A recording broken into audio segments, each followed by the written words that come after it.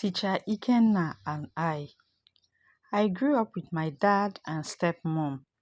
My mom died when I was 4 years old. Her death happened so fast. She was due for delivery while the doctors were doing their best to save her and the baby. Ah, he was a baby boy, what my parents always prayed for. Money was not the problem.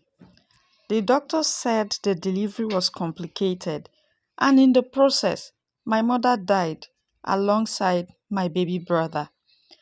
My whole world crashed, and my daddy was never the same again. Well, fast forwarded, I became 16 years old, and I'm in senior high school. My dad remarried 8 years after my mother passed away. I understood he was still young and needed a companion. So I let him. His new wife, Sandra, was not what I expected. Yet, I had no choice but to comply always. But wait, why is it that most second wives are usually very unfriendly? I experienced this firsthand while growing up. Because my dad couldn't handle the situation, he sent me to a private secondary boarding school. That was where I met teacher Ikenna. He was my guardian. He was engaged to his fiancée, a beautiful couple, and she visited him every weekend. I lived in the hostel, but I always visited my guardian whenever our seniors gave punishment to all junior students. I usually lie, using my guardian as an escape plan to dodge all punishments. It was one of the days for mass punishment.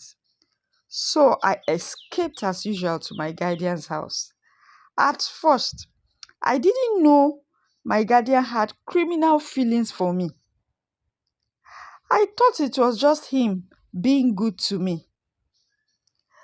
I was surprised when he offered me food. He was a good cook though. As I finished eating, I took my dirty plates to the kitchen to wash them. I was doing that when my guardian came into the kitchen. I didn't know he has been standing at the door of the kitchen and watching me wash the dishes. As soon as he came close to me, I could feel the air from his breath and the manly smell of his perfume.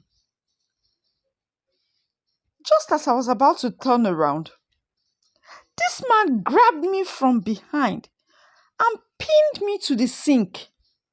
I tried to scream and struggle, but it was too strong. His grip was unexpected. I was too weak for him. He pulled up my gown, and the rest, history. That day, I cried and cried. So all the stories you hear about rape and abuse, it has just happened to me. Who do I tell this? As I sat on the floor of the kitchen, I was soaked with my innocent blood. I looked up at him, standing right in front of me, looking criminally sad and sorry. I felt like strangling him to death. What a world without my sweet mommy. This made me even cry the more. Or could it be God punishing me for always hiding from seniors' punishment?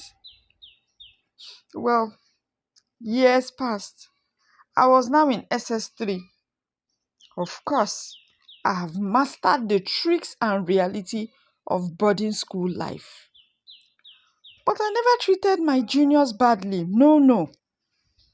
They all loved me. I was even voted as the labor prefect. Now, I was matured and beautiful. I took good care of myself. Even my stepmom confessed how beautiful and matured I had become. But she couldn't take the credit, oh, because she knew she didn't deserve it. This happened on one of the visiting days that she and my dad visited me. My dad only smiled with guilt because he had other kids and so he was distracted from me. I wrote the WAEC and JAM and I made 5 A's and 4 C's and I scored 300 in my JAM result.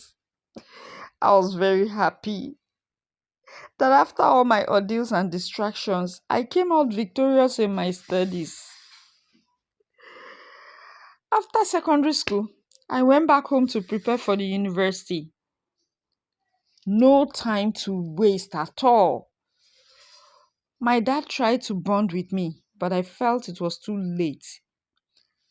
And I saw how my stepmom was always around him, not giving him a breathing space. Inside of me, I pitied her because she can never love my dad like my sweet mother loved him. And yet, when she died, he still married someone else. Really, no man is worth dying for. No child is worth dying for too. Because I moved on and grew up without my mother around. In short, no one is worth dying for. Just live your life and enjoy it. Sooner, I packed my things and went to school. Even if I came from a very wealthy home, I learnt life. Hope you enjoyed the stories. Please don't forget to like, share, and subscribe to my YouTube channel for more interesting stories.